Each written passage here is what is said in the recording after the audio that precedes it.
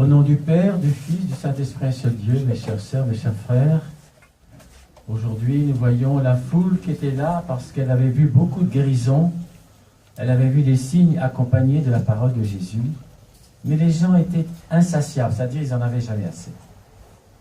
Donc, on peut dire spirituellement, mais aussi physiquement, parce qu'ils vont réclamer un peu de nourriture. Or, c'est dans le domaine de la nourriture et de son manque, la faim, que Jésus va donner un autre signe et prononcer d'autres paroles. Ce qu'on appelle le discours sur le pain de vie.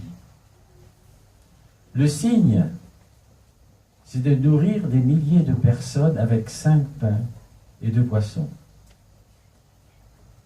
C'est un miracle, bien plus éclatant encore que celui du prophète Élisée, qui était célèbre en Israël, qui avait 20 pains d'orge et un sac de grains pour ne nourrir que 100 personnes. La parole qui va être offerte à notre méditation, c'est qu'au-delà de la vie terrestre, qui est alimentée par le pain qu'on se procure chez le boulanger, il y a une vie plus profonde, la vraie vie, celle qui est sans limite. Cette vie-là est nourrie par un autre pain, celui que Jésus est seul à pouvoir procurer, celui à qui, à vrai dire, il est lui-même, parce que le Seigneur s'est donné lui-même en nourriture. Ce n'est pas facile à admettre en ce temps-là, comme aujourd'hui, mais on peut entrer peu à peu dans la compréhension de cette vie. D'abord, s'étonner et admirer ce signe de la multiplication des pains. Ensuite, reconnaître la grandeur extraordinaire de Jésus qu'il accomplit. Enfin, dans le pain de vie, que l'évangile de Jean va bientôt présenter comme étant le Christ lui-même, faire nôtre de tout notre cœur les paroles du centurion, vous vous en souvenez, qui implorait la guérison de son serviteur en disant « Seigneur, dis seulement une parole et je serai guéri. »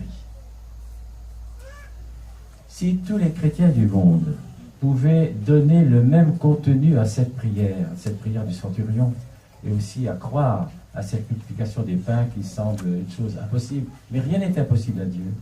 Si donc tous les chrétiens du monde pouvaient donner le même contenu à cette prière au seul Seigneur, il y aurait une seule foi, une seule Eucharistie, comme il y a déjà un seul baptême, et une seule Église dans l'unité d'esprit enfin retrouvée. Vous voyez, cet évangile est très important pour les yeux humains, pour les yeux un peu trop rationnels. Cette multiplication des pains est difficile à comprendre. Mais vous aurez compris que ce n'est pas seulement de pain que l'homme va être nourri, mais du Seigneur lui-même qui est le pain de vie. Donc il a voulu donner cet exemple. Il a demandé à Philippe de poser des questions. Il a fait exprès pour que les gens se mettent en route en disant « Tiens, on va nous nourrir ». Bien sûr, ils ont été nourris, mais aussi ils ont su qu'au-delà de la nourriture, vous voyez, il y avait encore des paniers pleins de pain, ils avaient mangé, c'est des milliers. C'était surtout, il veut toujours expliquer ces miracles par une chose extraordinaire. Et le Seigneur, donc, par cette multiplication des pains, nous fait entrer vraiment dans sa vie, dans ses sacrements, dans sa force, le Fils de Dieu qui est Dieu lui-même, une nature divino-humaine, parfait dans ses limités, parfait dans son humanité. Ce qu'on confesse, c'est ce qu'on confessera jusqu'à la fin des temps. Et ça, aujourd'hui, c'est un exemple qui nous touche, qui nous bouleverse, et qui aussi va certainement intéresser les enfants, qui croient un petit peu aux choses surnaturelles. Mais là, c'est un homme, c'est l'homme-dieu qui fait ce miracle pour savoir et pour faire comprendre que lorsqu'il dira « ceci est mon corps, ceci est mon vin, ceci est mon sang », vous comprendrez que déjà, il avait préparé ce jeudi saint, ensuite cette passion, ensuite cette Pâques qui va bientôt venir, même si cette année est un peu tard, et ensuite la résurrection pour nous tous, qui est pour lui, pour l'éternité. Voilà. Ça, c'est la joie qu'on est d'être chrétien. On n'est pas seulement vivant, mais après notre mort.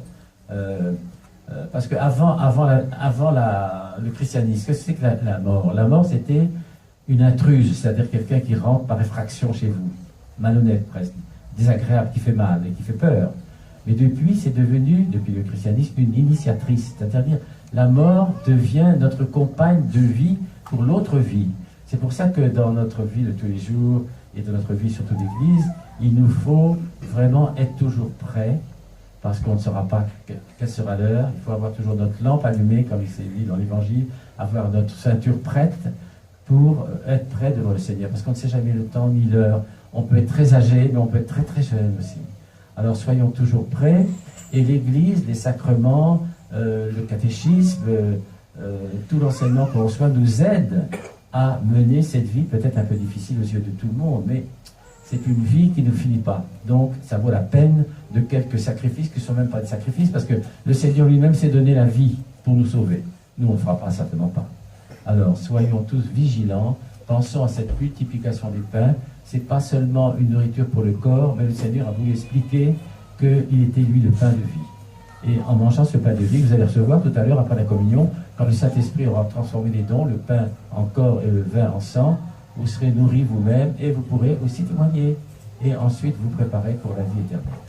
Que la bénédiction du Dieu Tout-Puissant, le Père, le Fils et le Saint-Esprit, descende sur vous, il reste pour toujours. Amen.